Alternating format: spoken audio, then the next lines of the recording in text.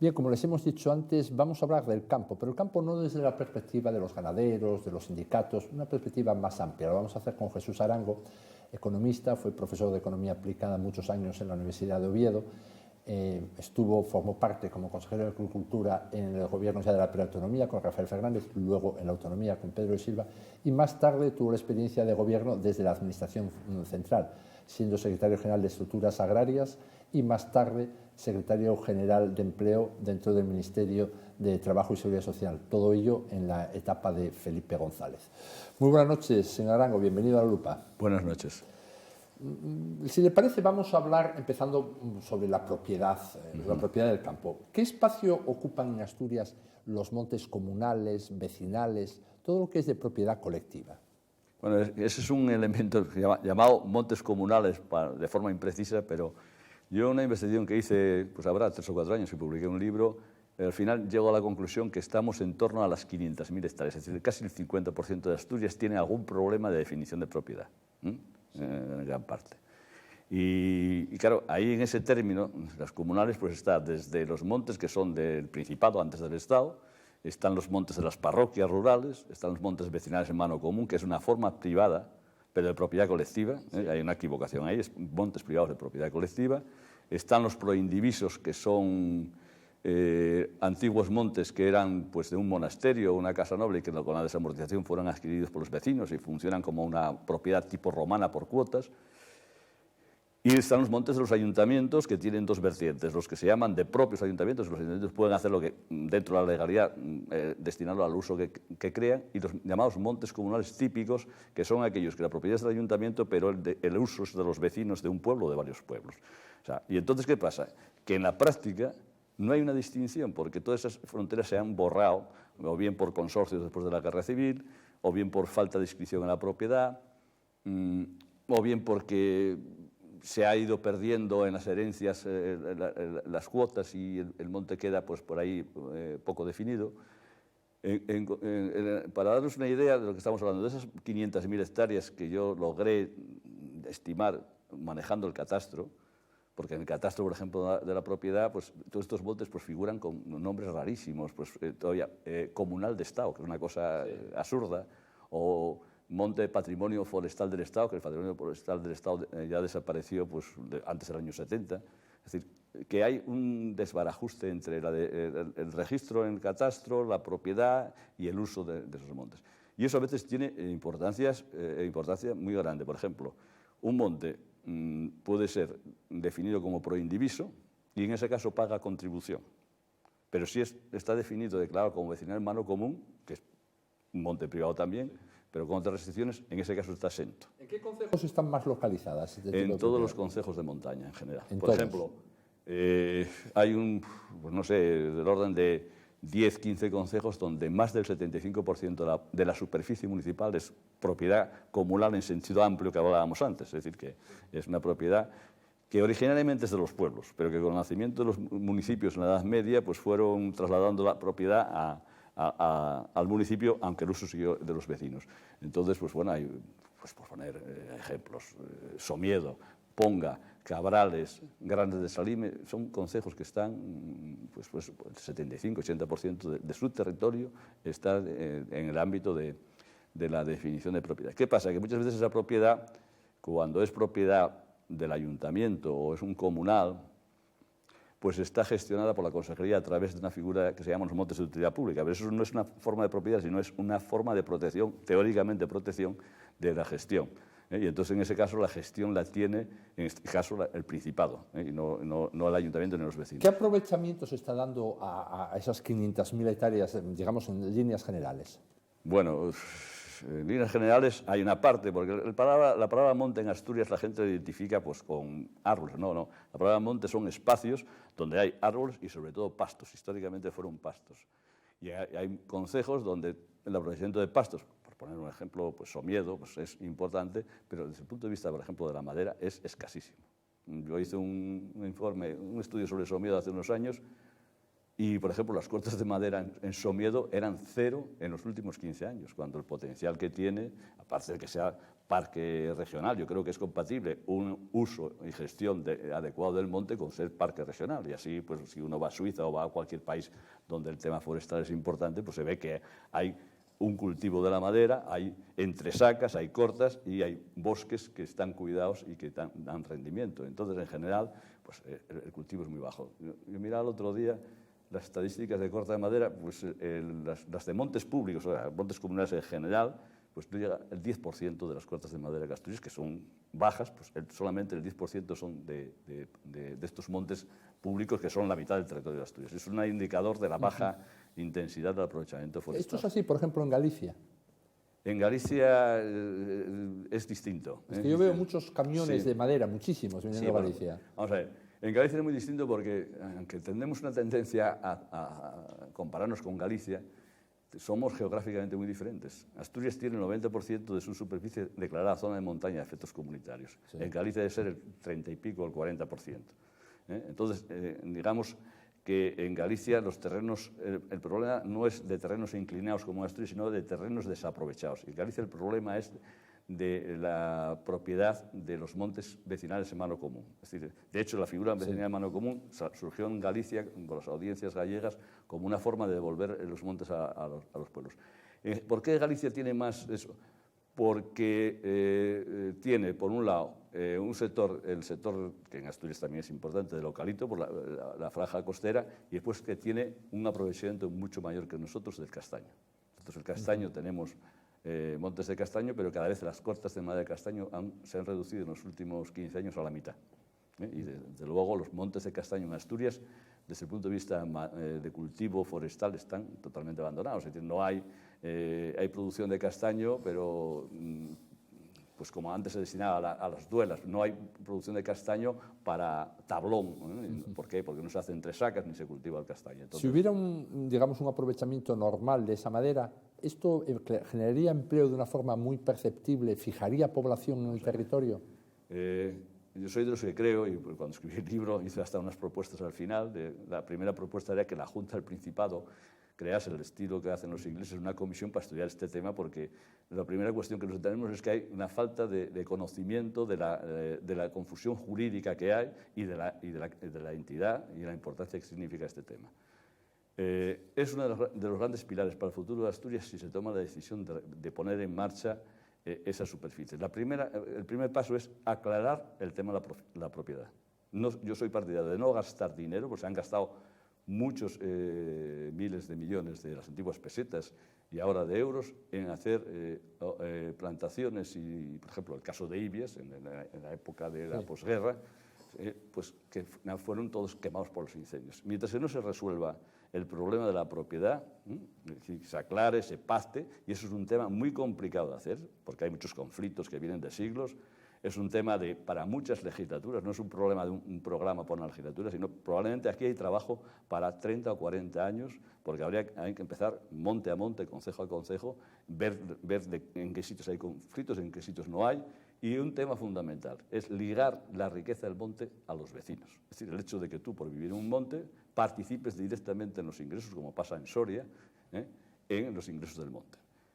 Eso cabe, pues como la población está envejecida y no vas a poner a que la gente mayor se ponga a trabajar o en proyectos innovadores, lo que tienes que garantizar que sean rentistas y poder conceder la explotación de ese monte, o por pastos o por madera, a cooperativas o a cualquier otra fórmula que generen unos ingresos que los vecinos de ese pueblo participen. Y eso fija población, porque para tomar la decisión para ser a la ciudad, sabes que pierdes, y ahí puedes entrar hasta el tema del vecino a tiempo parcial. Es decir, que lo importante es que se abran casas en esos pueblos, que sean de fin de semana, y esa gente participe en menor proporción, pero también participe en los beneficios.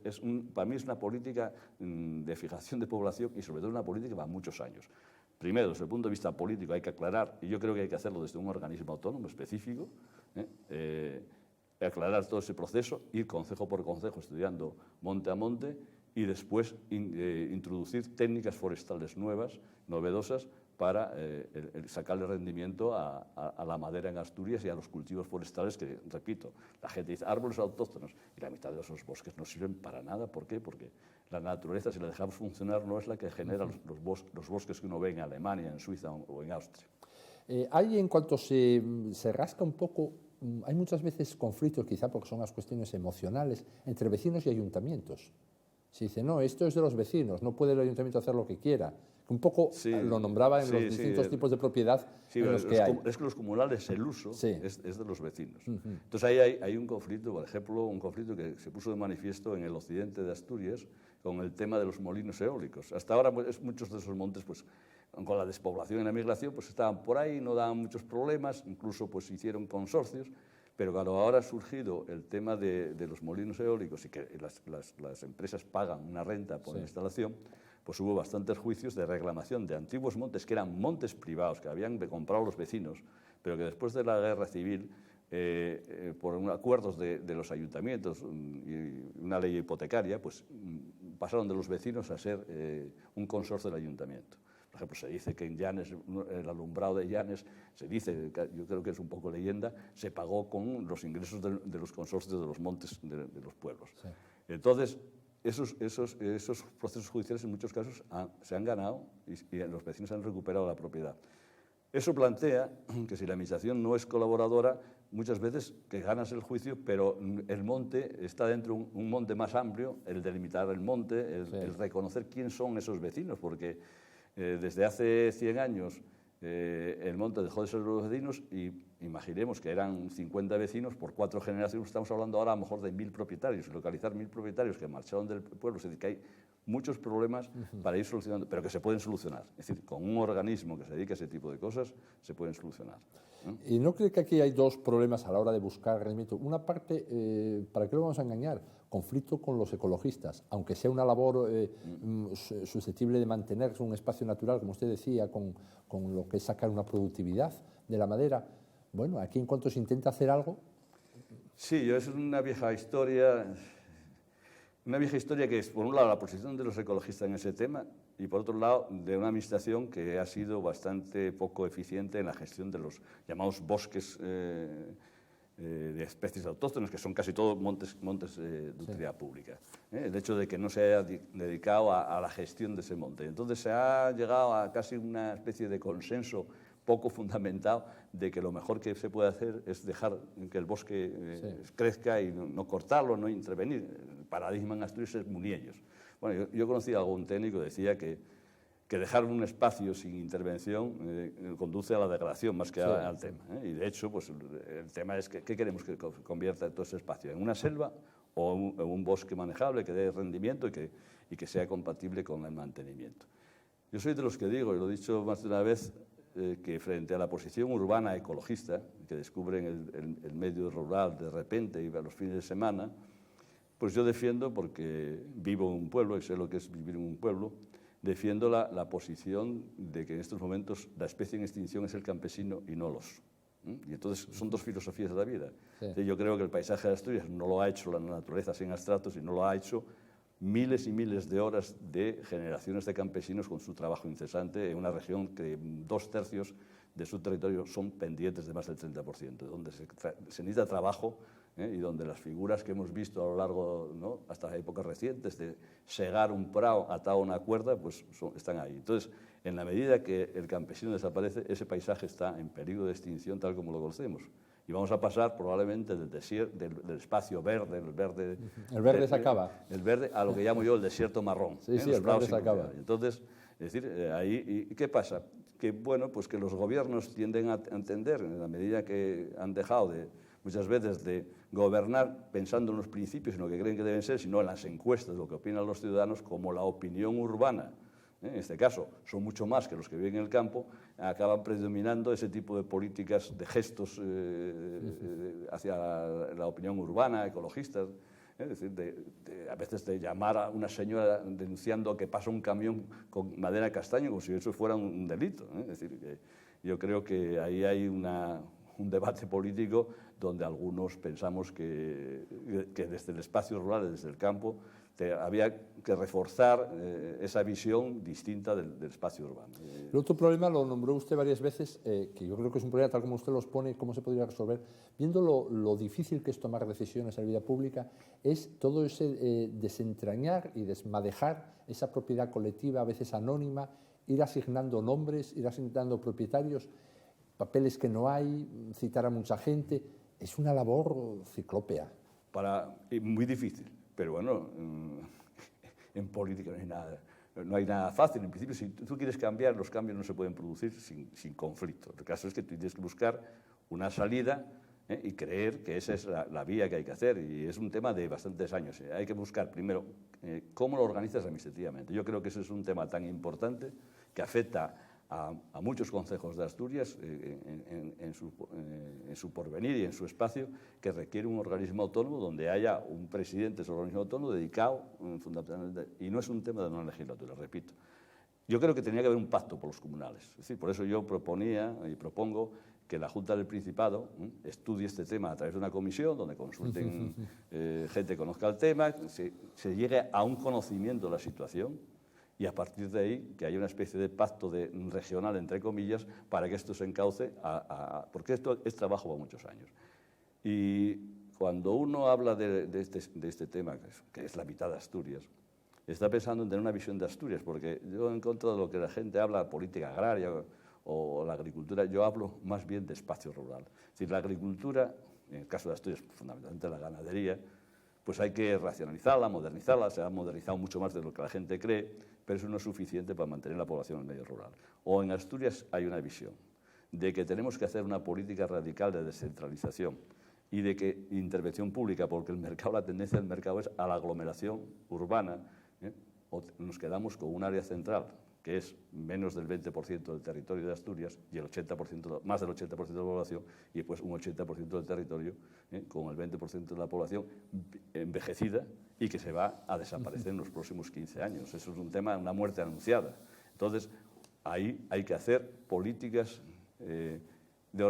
territoriales, pero no políticas sectoriales de política agraria, sino nosotros hicimos en la época de Pedro Silva una cosa que yo siempre digo debió ser muy mala porque no se repitió, y lo digo irónicamente, un plan integral en la comarca de Boscos. Bueno, la pregunta es por qué no se plantean dentro del plan de desarrollo regional lo que han hecho los holandeses y otros países, planificación integral en las zonas rurales. ¿Por qué? Porque ahí verías la necesidad de que no solamente es conveniente o es necesario ver el desarrollo agrario, sino que hay que diversificar la actividad. Y ahí entran temas fundamentales como el tema más importante en estos momentos en las zonas rurales, de tener acceso a la banda ancha. ¿Para qué? Para que se puedan localizar actividades distintas a la agraria en sus espacios. Hoy la tecnología permite que la gente trabajemos en zonas aisladas, siempre que haya banda ancha, podamos tener empresas que hacen pues, desde diseños de piezas, hasta ideas, pero sobre todo el tema de piezas, fábricas donde una impresora 3D en estos momentos los precios han bajado a menos de 3.000 euros. Es decir, que tú puedes hacer una empresa en un sitio apartado, lo que yo llamo reconquistar la aldea como distrito tecnológico. Y para eso la condición necesaria es extender no a las villas de Asturias, que juegan su papel, sino a todo el espacio y, por lo tanto, a todas las aldeas que existen en Asturias. En Asturias hay del orden de 7.000 entidades de población, de los cuales pues, probablemente cerca de 5.000 tienen menos de 50 habitantes. Es decir, si queremos mantener ese tipo de poblamiento, o una de dos, o llevamos ahí acceso a banda ancha, a precios razonables, que se pueda hacer compatible la vaca, el árbol, con una reforma de los montes, y el ordenador, por decir algo, o las nuevas tecnologías, armonizarlas para poder mantener. Porque solamente con las políticas agrarias, aunque funcionen muy bien, sean modernas, con eso no mantienen la población. Le iba a decir dos cosas distintas sobre esto. Yo no estaba, según lo estoy oyendo, estaba pensando, yo no recuerdo, a lo mejor alguna referencia, no recuerdo a ninguno de los consejeros de medio rural que hubo los últimos 20 años hacer una referencia clara a esto. Uno. Dos, ¿dónde están las empresas para explotar la madera que no piden? Que no dicen, bueno, es que hay ahí unos bosques, aquí tenemos hasta una empresa papelera en el occidente importante que consume mucha madera y demás. No se ve ni... Bueno, lo que pasa es que ahí hay el problema. La empresa papelera tiene unos intereses muy concretos, que es una franja que es el 20%, 30% del territorio de Asturias, que es la zona del eucalipto. El eucalipto es un cultivo forestal de ciclo corto, y que tiene un espacio que, aunque quisieras implantarlo en estos montes comunales que hablamos de la zona alta de la montaña, es imposible por razón. O sea, el eucalipto se ve muy bien hasta donde llega, que es donde están las heladas. Si uno sube por la carretera de La Espina, ve hasta donde llega el eucalipto. Entonces, esa es una problemática distinta y requiere una ordenación. O sea, lo que no puede ser es tener eucaliptos en medio de los pueblos, como ocurre. Es decir, que igual que para hacer una casa tiene que haber unas licencias, pues parece lógico que para hacer plantaciones hubiese una ordenación del cultivo. Y es un cultivo que va a estar presente ahí, y porque en la medida que hay envejecimiento de la población y los pueblos, la gente deja las vacas, pues lo que saca es una rentabilidad del territorio y lo que habría que ordenarla. Pero después te queda el 80% del territorio, todos los montes estos comunales, casi todos, que están en la parte media alta, sobre todo la alta, donde habría que buscar, ahí la política forestal no es de ciclo corto, cultivo forestal, sino tienen que ser políticas para obtener rendimientos de madera, y hay que ordenar esos montes. Por ejemplo, una de las cosas que yo observé en Suiza hace muchos años, cuando era consejero, hace más de 30, es en los bosques en Suiza había mezcla de especies, haya y abeto Douglas, es decir, había un cultivo forestal, había una densidad de repoblamiento que hacía que el matorral apenas no existiese, que es un tema importante para los incendios, y fue lo que hay que ordenar en todas esas zonas, es el tema del cultivo. Es decir, no tiene sentido seguir haciendo pistas para sacar madera, una poca madera de un monte, porque hay también minifundios, sino que, por ejemplo, hay que utilizar técnicas modernas que sean poco agresivas con la erosión. Por ejemplo, yo he visto en Austria, en Suiza, el uso de cable. El cable es una inversión móvil que pones un monte cuando vas a explotar madera, que bajas los grandes troncos, no los troncos cortados en una carretera, los grandes troncos a un apeadero de madera y entre los camiones, en una carretera, una pista, y es una forma de explotación racional. Es decir, hay que cambiar muchas cosas porque, por desgracia, en Asturias, en el tema forestal, tenemos problemas de propiedad y problemas de técnica forestal y de precio de la madera, que, por ejemplo, frente a los vascos, en el tema del pino, los vascos tienen pino, sacan mejores rendimientos, mucho mejores rendimientos que nosotros aquí. ¿Mejor precio tienen allí? Mejor precio. Pero el mercado es uno. Sí, pero bueno, buscan variedades y sacan, aunque sea mercado, depende de la calidad del árbol, del tablón que puedas sacar. Y claro, tú para obtener un árbol recto y con tablón tienes que hacer entresacas a los 10 años para sacar una serie de árboles. Tiene un cultivo forestal, cosa que aquí no se hace. Aquí se hace matarrasa y se ve, muchas veces se quedan los peores árboles quedan al final de la corta retorcidos. Y eso, claro, el precio de metro cúbico de un árbol que está eso y de otro que puedes aprovechar para sacar tablón. Después de tantas ideas sobre el campo en los últimos, no sé, 200 años, seguimos teniendo el mismo minifundio de la época de Jovellanos, que él escribía, pero con un agravante, que apenas hay gente. Sí, vamos a ver. Primero, el tema del minifundio, lo estudiamos nosotros en la Facultad de Asturias y Galicia, y yo hasta que descubrí que eso no es un tema muy reciente. En Asturias lo que había era gran propiedad, que se pagaba, se arrendaba la gran propiedad a través de caserías, con casa y el terreno a campesinos, bien de monasterios, bien de nobles. Y entonces, en vez de pagar la renta en dinero, como hacemos cualquier renta ahora, se pagaba en foros, en especie. Sí, en parcería, ¿no? Sí, y en foros, no, en foros. La parcería era el tema del ganado. En foros se pagaba la renta de las tierras que se llevaba a la casa, pues tantos copines de maíz o de trigo, de escanda, lo que sea. ¿Para qué? Para protegerse de la inflación. Esa gran propiedad, que a diferencia de los ingleses nunca se preocupó de mejorar el campo, incluso la fue dividiendo hasta que la gente casi no podía pagar esos foros, vivía en la miseria, porque hay que leer a Feijóo, cuando decía en el siglo XVIII que la vida más terrible era la del campesino asturiano. Pues eso funcionó, pero se fue degradando en finales del XIX, principios del XX, donde la gente se fue quedando con la propiedad, porque la propiedad era de los monasterios. Primero los monasterios desaparecieron en los grandes propietarios con la desamortización, y las grandes familias fue dejándose de pagar el foro, y en la época de la República se abolieron los foros, que era un tema muy específico de Asturias y Galicia. Por lo tanto, el minifundio surge como la descomposición no ordenada de la gran propiedad. Y de una gran propiedad que, a diferencia de los ingleses, como decía antes, no se preocupó de modernizar la agricultura. Los aristócratas ingleses hicieron una modernización de la agricultura que permitió la revolución industrial, alimentar a la gente. Aquí cuando surge el tema, aquí es una agricultura de autoconsumo, surge en los años 50 con las primeras desnatadoras que se llevaban los pueblos. ¿Por qué? Porque la gente antes producía para el trueque y para el autoconsumo, porque, claro, salvo el que estaba una explotación al lado de Gijón, que podía vender la leche de forma directa, pues el que vivía en Coaña o en Tineo era indudable que... Sí.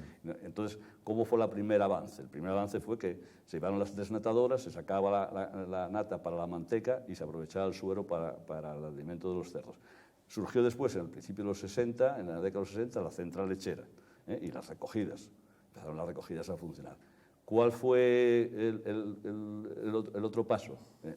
El tema del saneamiento y la electrificación rural y las redes de caminos. Es decir, cuando nosotros entramos en el gobierno, teníamos un problema de saneamiento ganadero terrible. Había la tuberculosis y la brucelosis. Se hizo obligatorio, costó mucho trabajo, mucho esfuerzo por parte de la administración, pero sobre todo por parte de los ganaderos, que tuvieron que sacrificar cuadras enteras, y después poner electrificación. ¿Por qué? Porque en aquel contexto un campesino no podía modernizarse, porque aunque él tuviese decisión de modernizarse, si no tenía luz suficiente para el ordeño o para el tanque de frío, era lo mismo que diese ayudas. No. Hubo un acuerdo de electrificación rural con eso, y después la red de caminos para entrar en los demás. Ahí hubo un cambio muy importante, pero sigue el cambio donde empezó a tener problemas. Pues sí, eso podemos hablar de ese asunto. Empezó a modernizarse, a crecer las explotaciones en vacas, en genética cada vez mejor. Se pasó a las vacas de alta producción, la Holstein Friesian americana y canadiense, pero nos aumentó el tamaño de la explotación. Entonces hicimos, en contra del diagnóstico, decimos que la cornisa, que tiene ventaja natural, es mentira. Tanto Galicia como Asturias, todo el desarrollo lechero se ha hecho, salvo excepciones, sobre la base de ganaderías alimentadas por pienso que sí, la intensiva. Y ahora, cuando cambia la Unión Europea a valorar la extensión... Entonces, ¿qué pasó? En la medida que el precio de la leche y el precio del pienso fue favorable al precio de la leche durante algunos años, la gente siguió ampliando, y de hecho, pues, por ejemplo, en la época que hicimos nosotros el primer establecimiento de cuotas, en el año 87, había 32.000 explotaciones lecheras. El tamaño medio era 18.000 litros, por ahí, más o menos. Ahora hay menos de 3.000, debe andar por 2.000, 2.200, bueno, no lo sé porque no sigo los datos, pero bueno, por ahí anda, y la explotación media debe estar próxima ya casi a 300.000. Sí. ¿Qué pasa? Se ha aumentado la productividad de forma... hemos pasado en medio siglo del arado romano que yo conocí, sacando patatas, el arado es de madera, al robot de ordeño, de 50 años. Ha aumentado la productividad de forma espectacular. Probablemente el sector lechero asturiano es el que en los últimos 30 años ha hecho avances en conjunto más innovadores. Es decir, sin embargo, la gente sigue pensando... más población y más puestos de trabajo. Pero claro, al hacer ese tipo de proceso, imagínate, yo cuando era muy joven, pues una familia, decían, una buena posesión de aquella era 4 vacas, era una gran posesión. Sí. Una familia manejaba. Hoy una familia con 2 unidades de trabajo maneja igual 100, 150 vacas. Entonces ha aumentado la productividad, pero ¿qué es lo que ha pasado? Hay más productividad, pero menos vecinos. Es decir, y cada vez menos. Incluso no hay posibilidad de aumentar el empleo porque mejoremos la producción de leche, ¿no? ¿Por qué? Porque cada vez la maquinaria, los robots, etcétera. El problema que hay gente para tomar decisiones es que un robot te maneja 70 vacas. El problema tienes si tienes 120, si el segundo te es rentable o no. Ya. ¿Qué ha pasado? Se ha modernizado mucho el tema lechero, en genética, en maquinaria, se ha cargado en mucha maquinaria de inversión, pero curiosamente se han innovado. Hoy los ganaderos saben de genética, saben de manejo de maquinaria, pero no ha avanzado nada en temas de gestión económica de su explotación, de saber cuáles son sus costes de explotación, que son inversiones muy importantes. Y entonces, por ejemplo, ahora se está viendo, el momento en que el precio de la leche empieza a bajar, el precio de los piensos sigue alto, empieza a haber problemas en explotaciones, no ya de 100.000, de 50, 100.000 litros, ¿no? En explotaciones de 450.000 litros. Yo participé en un estudio para la central lechera que hicimos hace 3 años y cogimos una muestra de explotaciones, buenas explotaciones, y las clasificamos en 5 grupos según el forraje que producían interno, pero bueno, para dar un dato, la explotación media, una explotación media de 450.000 litros, que eran 2 unidades de trabajo, más o menos una familia, tenía un margen bruto entre lo que ingresaban y lo que gastaban de 55.000 euros al año. Pero ¿qué pasa? De esos 55.000, la mitad eran ayudas de la PAC. Sí. Y eso es porque además, y recalco el tema, era el margen entre lo que ingresaban por la leche y la carne y lo que gastaban, pero no computaban ni las amortizaciones de la maquinaria, ni un salario para los que trabajaban, ni un rendimiento para el inversor. Bueno, y nosotros hicimos esa simulación. ¿Y qué nos daba? Que hace 3 años, cuando la leche estaba de aquella a 34 céntimos, el coste total, incluyendo una simulación de si ganaban el salario mínimo 1,5, el coste total era de 40 céntimos. O sea que perdían una explotación de 450.000 litros, 6 céntimos por litro, si se computaban todos. Ahora, claro, ¿qué es lo que hace la gente? Como no han evolucionado en el tema de gestión y llevan costes, Sí. ¿qué es lo que hacen? Lo que ingresa y lo que gasta. Entonces, claro, sí, si yo no metía la amortización, además, ¿qué era lo que pasaba? Que tenían en aquel tiempo 5 céntimos de margen favorable, pero estaban hundiéndose, porque claro, trabajar sin tener un salario o no sacar un rendimiento en una inversión, pues claro, mejor estar en casa fumándose un puro y metiéndola a plazo. Ahora estamos en el fin de la era de la leche para Asturias. Se acaba. Bueno, la leche no se va a acabar. Bajan las explotaciones. Sí, baja el número de explotaciones, pero por ejemplo hasta el 2004 fueron bajando las explotaciones y se mantenía la producción. Sí. Ahora en los últimos años sí, empieza a haber un bajón. Había cuota láctea, entonces Sí. ahora no la hay. Lo de la cuota láctea es una cosa que me sonrío bastante cada vez que escucho a los defensores de la cuota láctea, que eran los que, cuando yo fui consejero, cuando entramos en la Unión Europea me tocó ese difícil papel de la negociación y la extracción de la cuota láctea, los que hoy son defensores eran los más críticos cuando yo defendía las cuotas lácteas, que yo siempre entendí que era la defensa del pequeño productor, que era una especie de cuota de producción que tú, si no la producías tú, no la podía producir el grande. Bueno, si uno repasa la hemeroteca, sería muy saludable ver las posturas de muchos representantes políticos y sindicales de cuál era su postura entonces y ahora.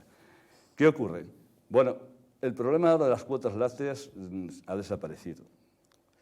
Y entonces la gente ahora lo asimila que hay una caída de precios. Bueno, lo que está ocurriendo es que en el mundo de la leche, no hay que mirar el tema de Europa, sino el mercado internacional de la leche.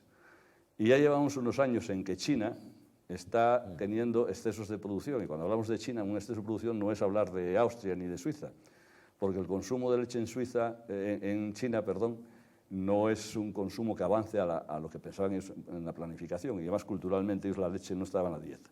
Entonces, esos excedentes están invadiendo los mercados de Filipinas y demás, que eran mercados que antes abastecía Nueva Zelanda, que es un exportador neto. Entonces, a medida que hay saturación en sus mercados del Oriente y demás, presionan esos excedentes hacia la Unión Europea. ¿Qué pasa? En definitiva, que ha coincidido un final de las cuotas con una situación del mercado mundial de leche que en estos momentos está a la baja. Pero eso puede cambiar, igual que pasó en el año 87, que decían todas las predicciones de los expertos que iba a bajar el precio de la leche cuando entramos en la Unión Europea porque había grandes productores y tal, y al final ocurrió lo contrario, subió. ¿Por qué? Porque el fenómeno de Chernobyl, que se exportó mucha leche. O sea, que no hay que pensar que las cuotas van a llevar a la desaparición. La falta de las cuotas va a crear unos problemas de mayor incertidumbre, pero el problema fundamental es que el mercado de la leche a nivel mundial en estos momentos es desfavorable. Puede cambiar de signo. Ahora, en cualquier caso, lo que sí hay que pensar es que nuestras explotaciones, a pesar de que han multiplicado, pues eso, desde 18.000 litros a 200.000 o 200 y pico mil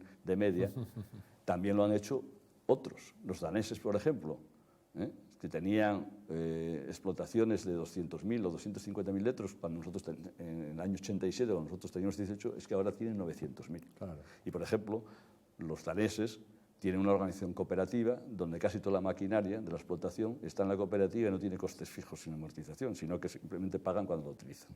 Y claro, aquí lo que tenemos en muchos sitios es 2 tractores de no sé cuánta maquinaria en la propia explotación que hay que amortizar y hay que renovar. O sea, que no ve la necesidad de que haya otros subsectores en el mundo del campo que tomen el relevo de la leche. Sí, no. Yo siendo consejero, me dijeron 2 cosas. Una, que quería convertir a los campesinos en camareros, porque empecé a decir que una de las formas de diversificar era el turismo rural.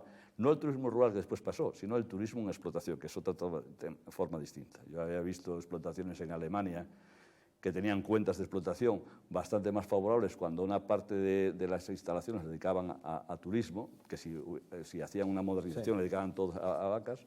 y ese turismo en Asturias no se ha desarrollado. Es decir, que ese es un turismo que tiene demanda, porque la gente de la ciudad, pues muchos niños creen que la leche que sale de una fábrica, que no, pues bueno, ir a una explotación, ese tipo de cosas tiene su margen ahí y tal.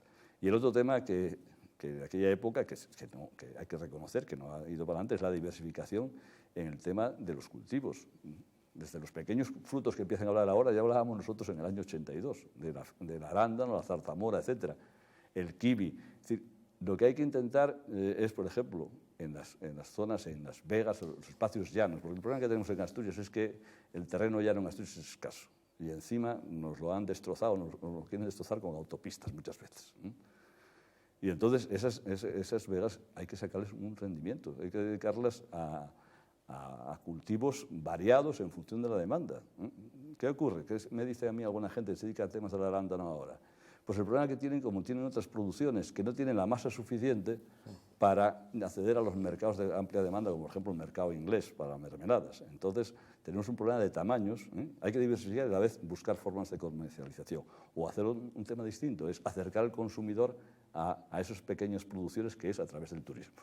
En vez de ir tú a donde está el consumidor, que el consumidor venga a través del turismo. Y en el tema del turismo hay mucho que hablar, en el tema del turismo rural, tenemos todo el tema sin aprovechar de los parques regionales. Es decir, nosotros no sacamos nada de todo eso. Si uno va a Doñana o a cualquier espacio, un parque nacional en otros países del mundo, hay que pagar por entrar, hay guías, eso genera empleo, etcétera. Aquí pues, no hay una ordenación, digamos, no hay una valorización de los espacios naturales que tenemos.